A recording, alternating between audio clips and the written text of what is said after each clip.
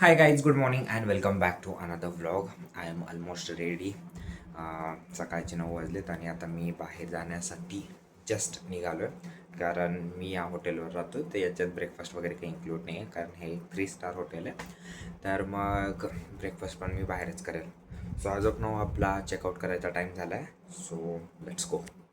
Just हॉटेलच्या बाहेर निघालो आहे. मी roaming in to the Colaba streets now. सगळ्यात अगोदर आपल्याला ब्रेकफास्टसाठी काहीतरी शोधावं लागेल. Something found as Mumbai snacks.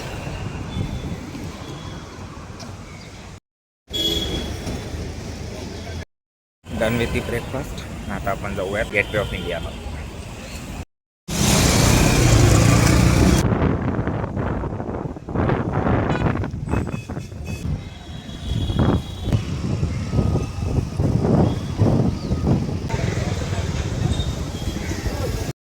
Finally मी डेस्टिनेशनवरती आलो आहे आणि काय व्ह्यू आहे हा समोरचा गाईज दाखवतो. ओ माय गॉड,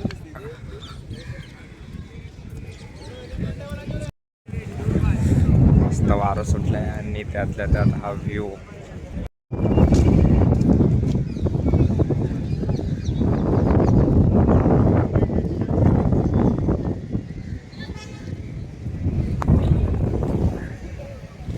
आणि जस्ट गेटवे ऑफ इंडियाच्या समोर इकॉनिक ताज हॉटेलला आणि सकाळी सकाळी सूर्यप्रकाश इतकं भारी दिसतं ते.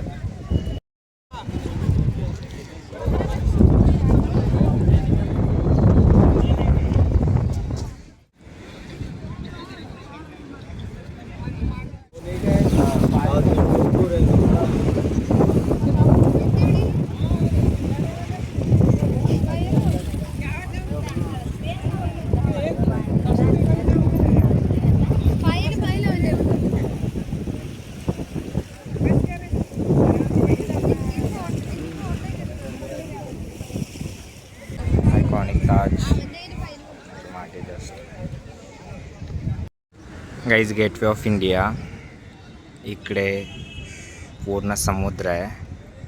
त्याच्या शेजारीच ताज हॉटेल. मला ऑरा व्हायचं आहे, literally aura farming.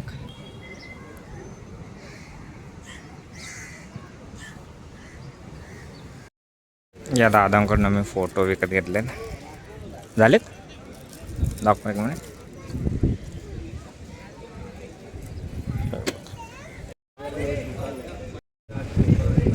He's an amazing photographer, by the way. This is how Gateway of India looks from inside.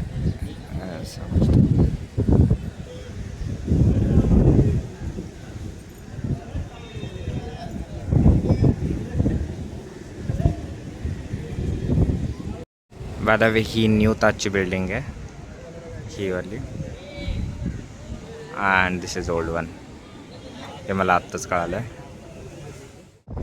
इकडे स्वामी विवेकानंदांचा पण पुतळा आहे.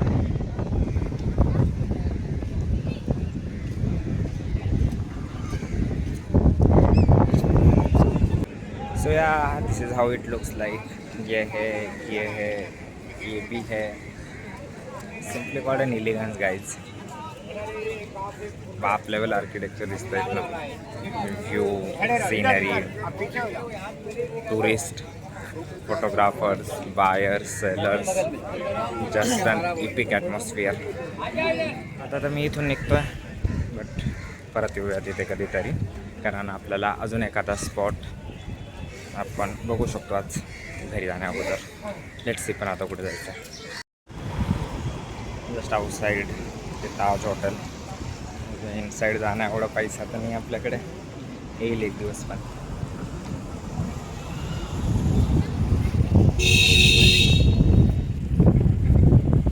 तिकडे मागे गेटवे ऑफ इंडिया. कितने को है? 20 रुपया. 2 एक.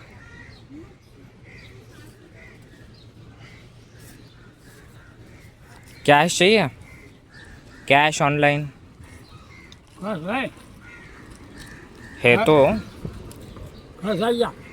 Guys all the way travel करून मी गेटवे ऑफ इंडियापासून आता सध्याला आलो आहे नरिमन पॉईंटला. आणि मला काल रात्री इथे यायचं होतं खरं तर, पण मग मी काल चुकून गिरगाव चौपाटीला गेलो आणि बट एक अँगलनी चांगलं पण झालं, कारण हा जो व्ह्यू आहे ना तो रात्री माझ्या मोबाईलच्या कॅमेरामध्ये चांगला आला नसता आणि मी मिस केलं असतं. तर मग I am so happy, like बरं झालं की काल मी तिकडे गेलो. ऑल्दो तिथं पण म्हणजे ते व्हिज्युअल्स व्यवस्थित कॅप्चर करता नाही आले, त्याचं पण मला थोडंसं गिल्ट आहे. बट मग हे जर कॅप्चर करता आले नसतं ना तर अजून जास्त गिल्ट झालं असतं. काय व्ह्यू आहे. ही पूर्ण ती नरिमन पॉईंटची स्ट्रीट आहे इकडे, आणि एक तास वीक डे आणि त्याच्यात आत्ता वाजले जवळपास 11:30, तर कोणी नाही आहे. थोडंसं समुद्राच्या अजून जवळ जाऊयात.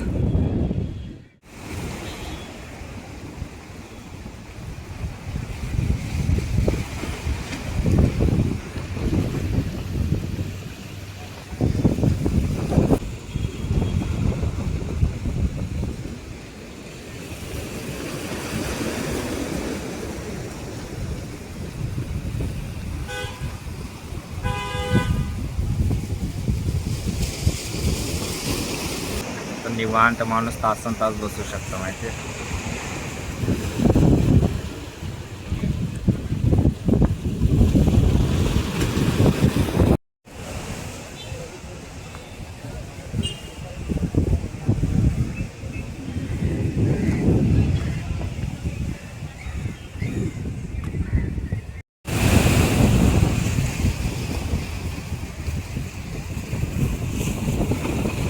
जस्ट वेकअप सीट मतलब मला डायलॉग आठवतं, बारिश में बहुत अच्छा दिखता है आयशा आणि now I am craving for that बारिश.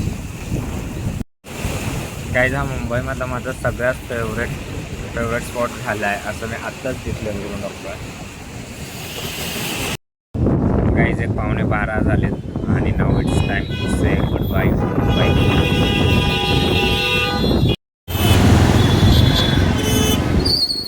गाईज मी आता उभा आहे छत्रपती शिवाजी महाराज टर्मिनसच्या समोर.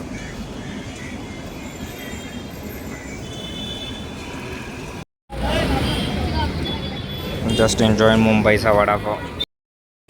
हे काय मला माहीत नाही आहे, ठीक आहे. आय थिंक महानगरपालिका, हां महानगरपालिकाच. चलो रे. Oh my god, look at this aesthetics.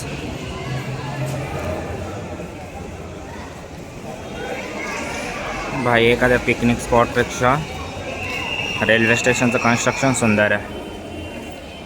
Finally railway स्टेशनच्या आतमध्ये आहे आणि माझ्या समोर उभी आहे मुंबईची लाईफलाईन लोकल. 1 2 3 इकडे 4.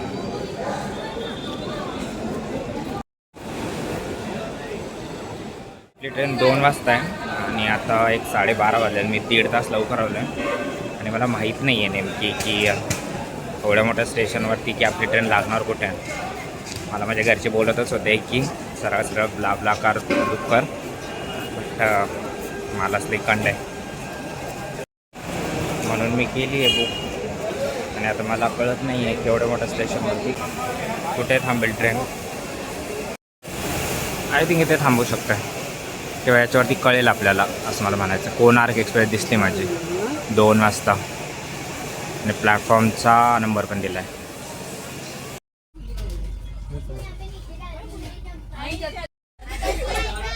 गाईज आपली ट्रेन आली आहे आणि मी बोर्ड पण केली आहे 11019 कोणार्क एक्सप्रेस.